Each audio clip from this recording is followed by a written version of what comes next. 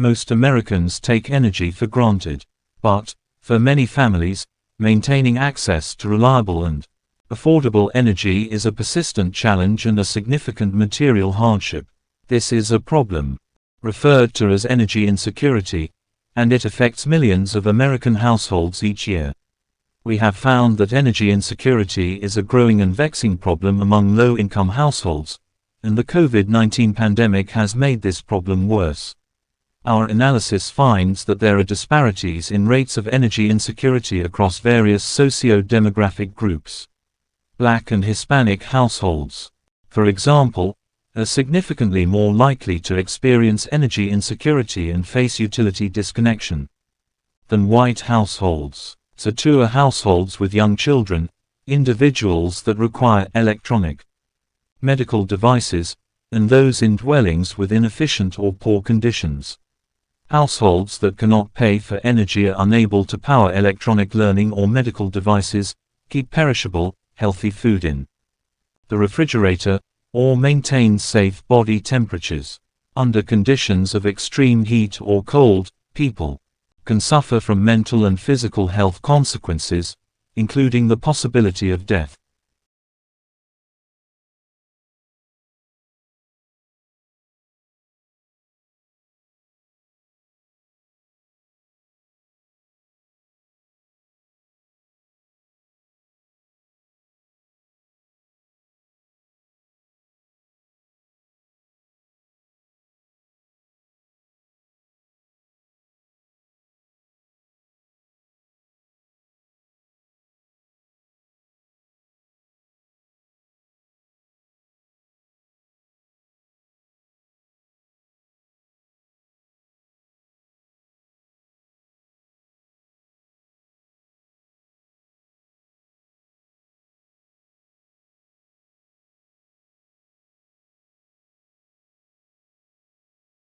When Tim Berners-Lee invented the World Wide Web, he surely didn't anticipate that children would end up becoming some of its main users.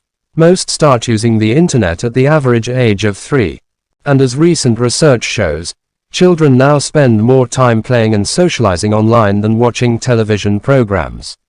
Given this change in habits, it is not surprising that a recent House of Lords report has raised online safety and behavior as an important issue. The report said that for children, learning to survive in a world dominated by the internet should be as important as reading and writing. The House of Lords Communications Committee also warned that children should not be leaving school without a well-rounded understanding of the digital world. It also suggested that the government should think about implementing new legal requirements and a code of conduct companies would have to adhere to, which would help to bring the internet up to child-friendly standards. Of course, trying to rectify this lack of child-centered design is not an easy task, but one that requires the cooperation and goodwill of many sectors.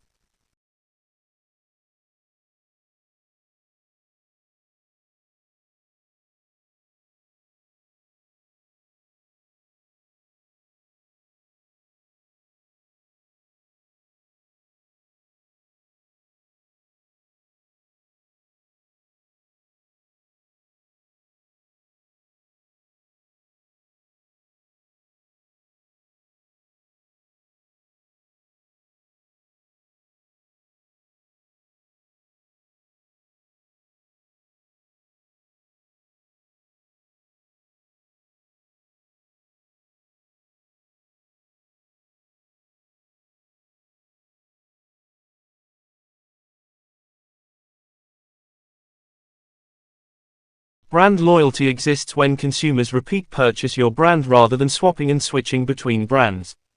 It is widely agreed that it is far more expensive to have to find a new customer than to keep existing ones happy, so brand loyalty is crucial for achieving high profit margins. For charities, it is important to set a marketing objective of improving brand loyalty. If existing donors can be persuaded to set up a direct debit to the charity, its cash flow will improve significantly. Although some brands stay fresh for generations, Marmite is over 100 years old, others become jaded due to changes in consumer tastes and lifestyles. At this point, the firms need to refresh the brand image to keep the products relevant to the target market. A clear objective must be set. For instance, what brand attributes do we want to create? What do we want the brand to stand for? This occurs when a firm aims to change a brand's image, so that the brand appeals to a new target market. 12 years into its life cycle, McVitie's decided to reposition its Hobnobs biscuit brand. Hobnobs had been positioned as a homely, quite healthy biscuit for middle-aged consumers. Research pointed McVitie's in a new direction, younger, more male, and less dull. So new packaging was designed and then launched in conjunction with a new, brighter advertising campaign. In 2013, Hobnobs sales were worth £36 million, 9% up on the previous year.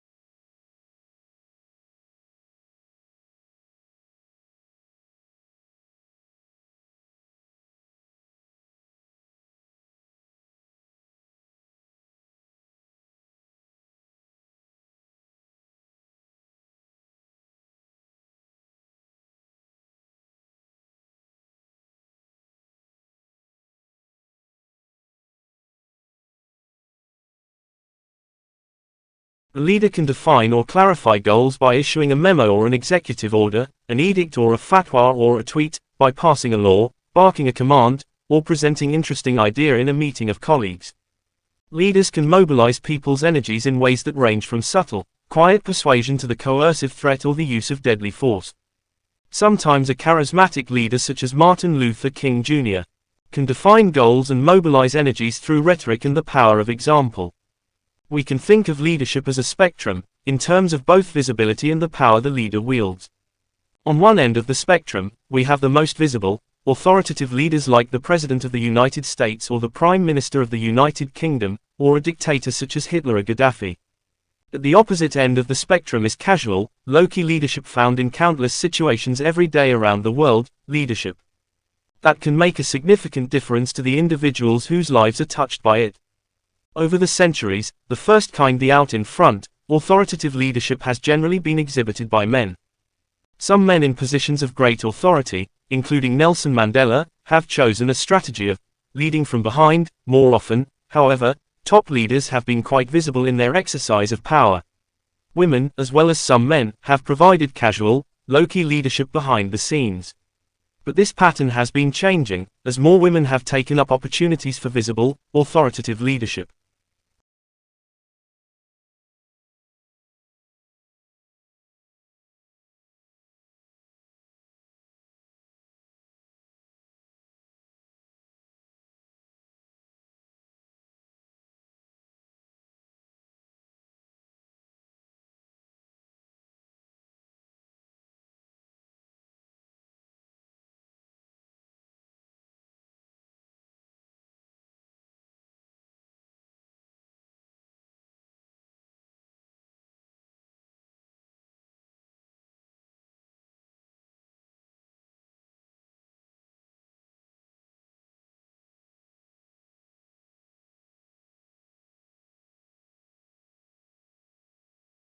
Many insecurities, fears, and doubts stem from lack of understanding or lack of knowledge about something. The more you understand and know about a situation, the more comfortable you will be, and thus the less power your shyness will have over you. Let's take for example the subject of public speaking. This is an activity that terrifies most people half to death, but only because most people don't have much knowledge about it. If you do some research and investigation, you'll come to learn that it's perfectly natural to be terrified of public speaking, and that almost every single person has the same fears and insecurities that you do. When you take it further and ask yourself why you are so terrified of this, you'll come to learn that you are scared of being judged, or of being laughed at. From there, you can go and read and learn about people who are good at public speaking, learn their tips and strategies. This way you are much more prepared because your knowledge on the subject is vast. As a result of this, your confidence will already be much higher than before, which might allow you to attempt public speaking when you join a club like Toastmasters. As you practice more, you will naturally become even more confident. This rule applies to any area where you feel insecure. Read and research as much about the topic as possible. This will help increase your confidence enough to give the activity a try to see if you might be able to become better at it. And that initial confidence, take action, is all you need to get the ball rolling and overcome your shyness.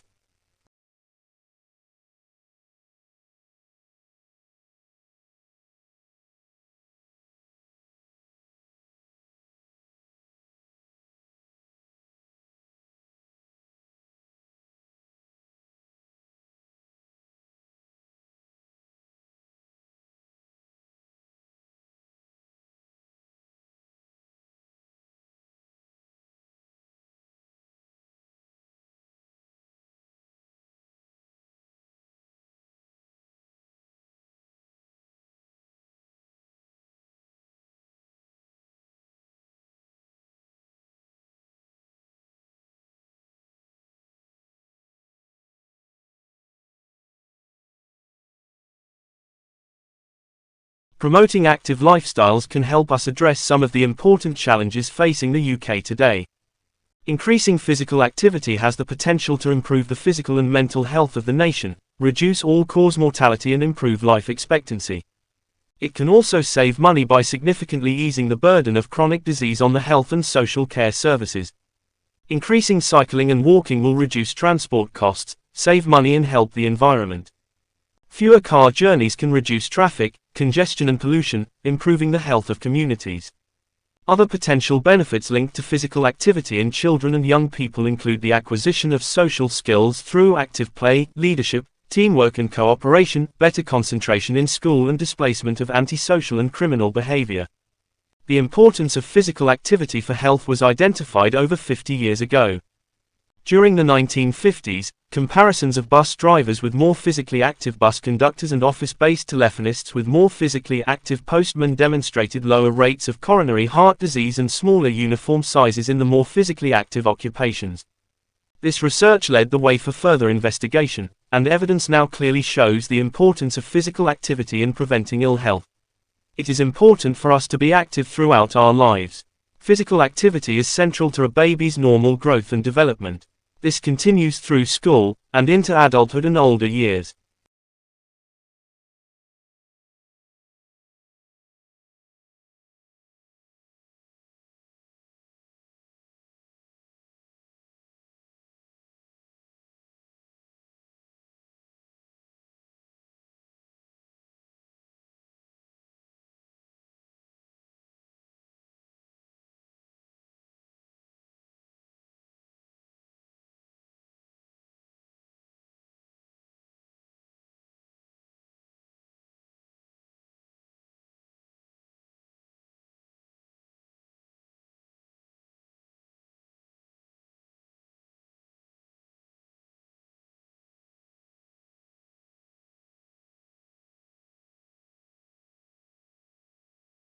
The Bridgeport, Our Common Future, 1987, defines sustainable development as development which meets the needs of the present without compromising the ability of future generations to meet their own needs.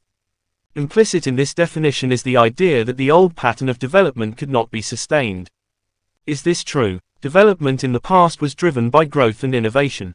It led to new technologies and huge improvements in living standards. To assume that we know what the circumstances or needs of future generations will be is mistaken and inevitably leads to the debilitating sense that we are living on borrowed time. Only if we assume that society will remain static can we understand the needs of the future. The way we live today could not have been predicted 20 years ago. The sustainability paradigm fails to recognize this. It is a static view and thus places limits on human ingenuity. Similarly, a whole host of false assumptions dominate environmental thought. The scale of problems is exaggerated, the amount of resources is underestimated, and spurious links are made between areas such as green policies and profit, poverty and environmental degradation. Those of us who want a better future need to question these assumptions.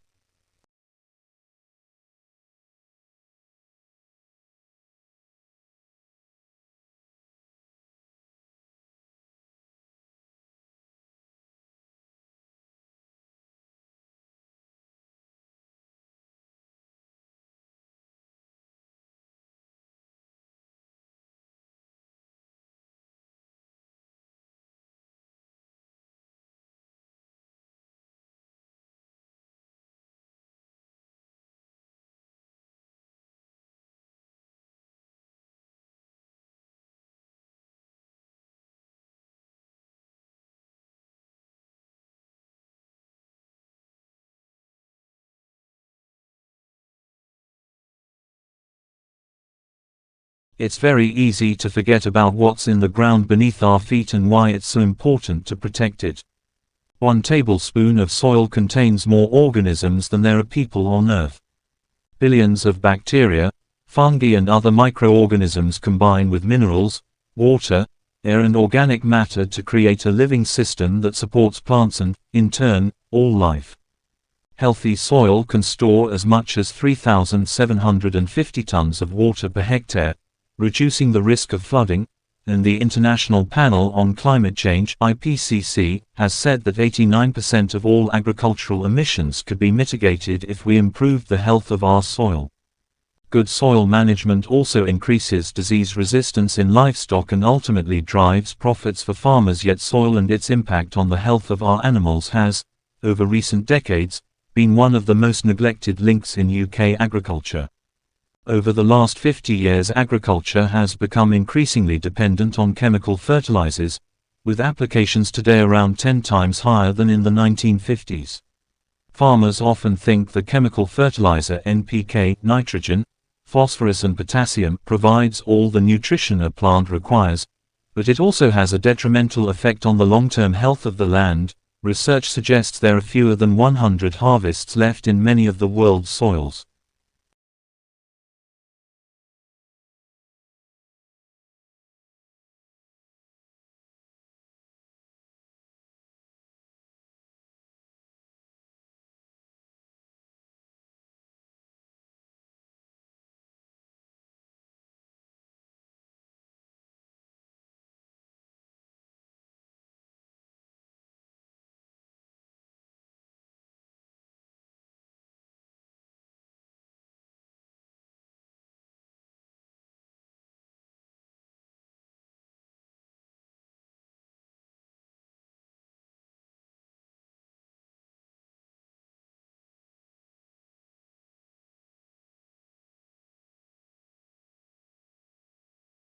His product life cycle has 4 very clearly defined stages, each with its characteristics that mean different things for businesses that are trying to manage the life cycle of their particular products.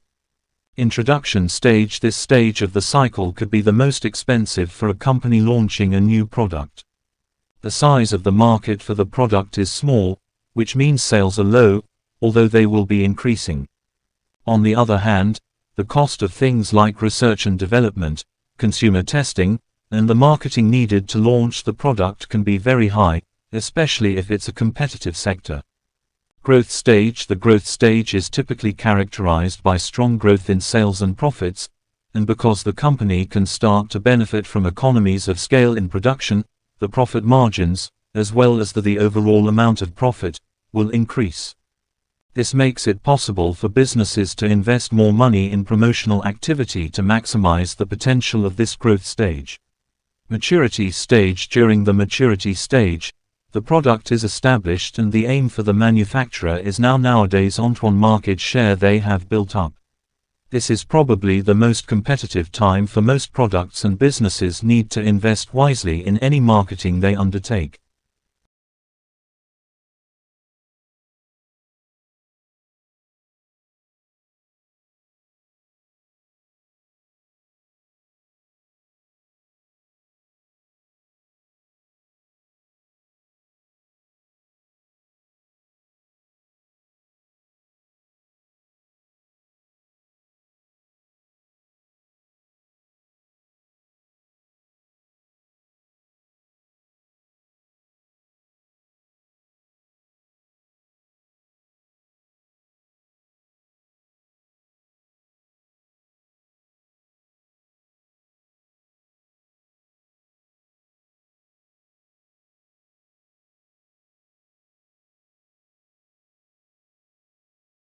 Skipping breakfast has drawbacks. It's no mystery why so many people routinely skip breakfast. Bad timing.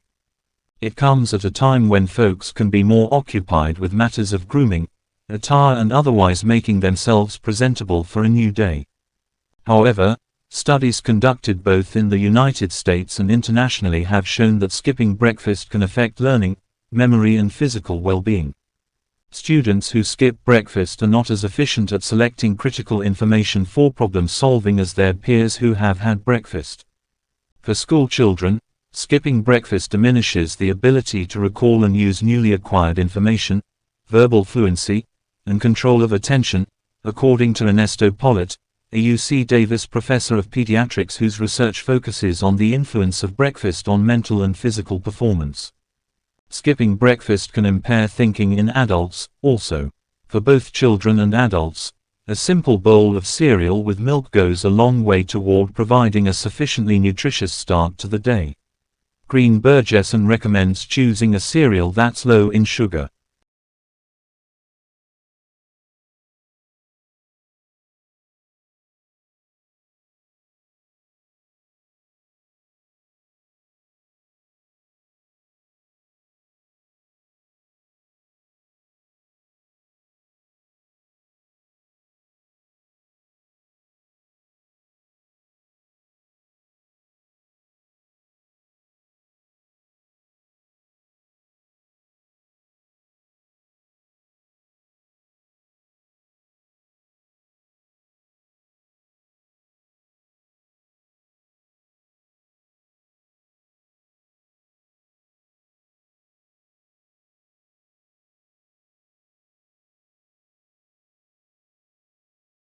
The area that is now South Africa has been inhabited by humans for millennia.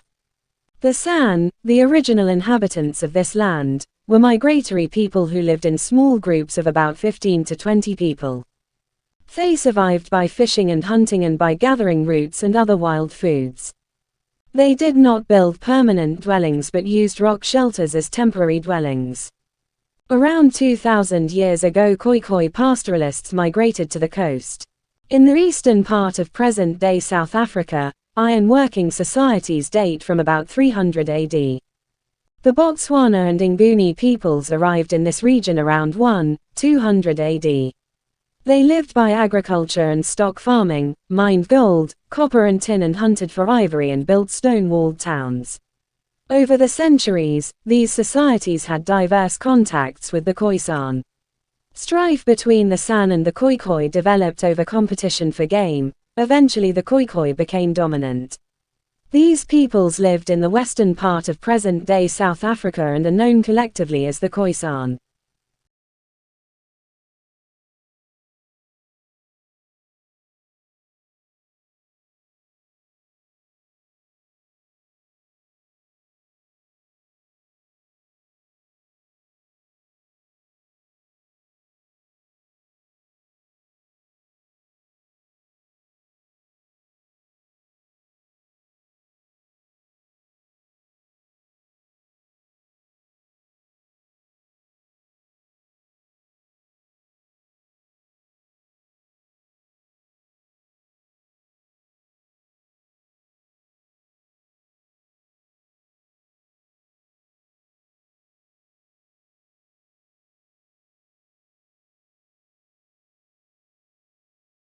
According to Dr. Ron Fessenden, MD, MPH, the average American consumes more than 150 pounds of refined sugar, plus an additional 62 pounds of high-fructose corn syrup every year.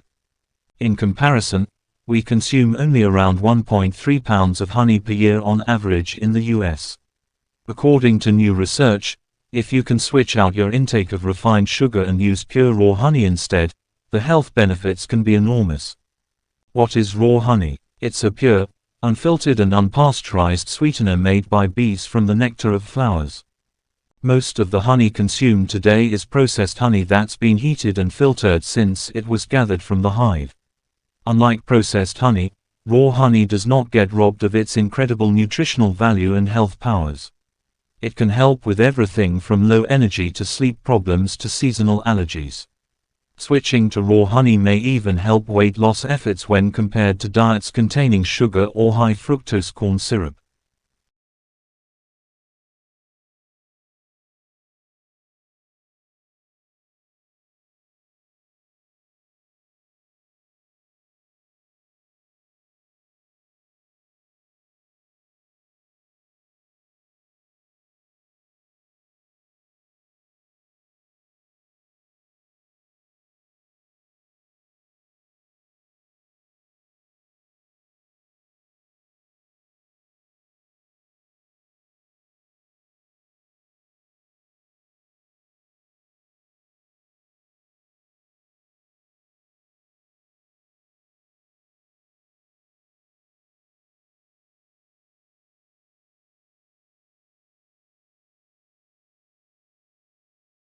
With a good system of crop rotation, and especially with the addition of any sort of fertilizer you may be able to come up with, it's possible to grow crops on a plot of land for upwards of 2-3 years at a time with good results.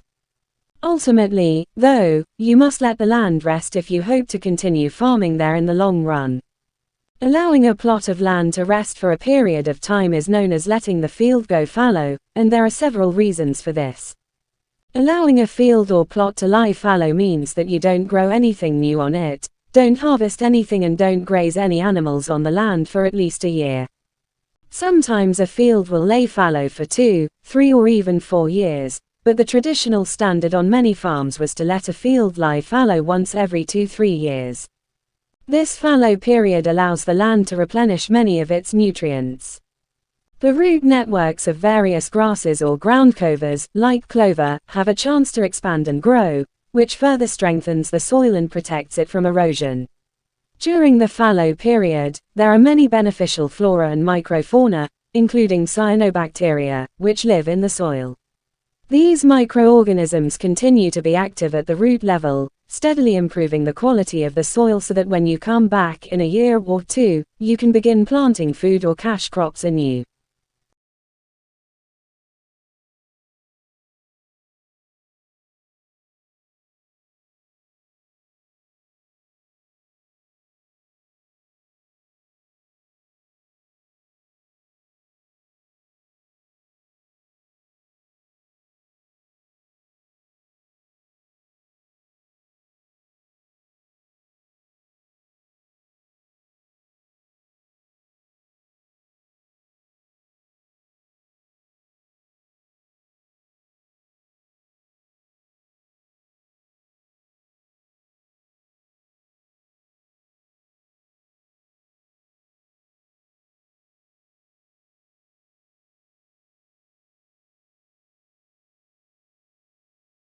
Most of the time when I embark on such an investigation, it quickly becomes clear that matters are much more complicated and ambiguous, several shades grayer than I thought going in. Not this time. The deeper I delved into the confused and confusing thicket of nutritional science, sorting through the long-running fats versus carb wars, the fiber skirmishes and the raging dietary supplement debates, the simpler the picture gradually became. I learned that in fact, science knows a lot less about nutrition than you would expect, that in fact, nutrition science is, to put it charitably, a very young science. If still trying to figure out exactly what happens in your body when you sip a soda, or what is going on deep in the soul of a carrot to make it so good for you, or why in the world you have so many neurons, brain cells, in your stomach, of all places. It's a fascinating subject, and someday the field may produce definitive answers to the nutritional questions that concern us, but, as nutritionists themselves will tell you, they're not there yet. Not even close. Nutrition science, which after all only got started less than 200 years ago, is today approximately where surgery was in the year 1650. Very promising, and very interesting to watch, but are you ready to let them operate on you? I think I'll wait a while.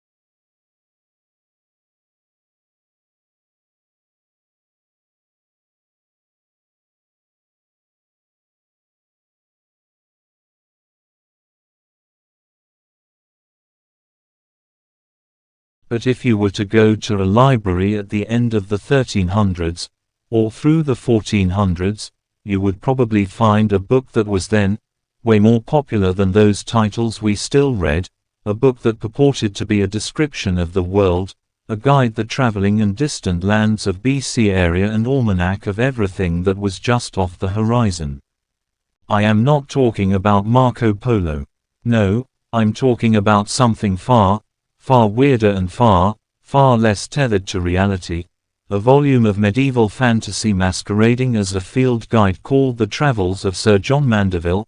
Supposedly the titular knight set out from England in the 1330s and embarked on a journey that would take him to the Middle East, Africa and Asia, though as it will become apparent, not a Middle East, not in Africa and not an Asia that we would recognize here in reality.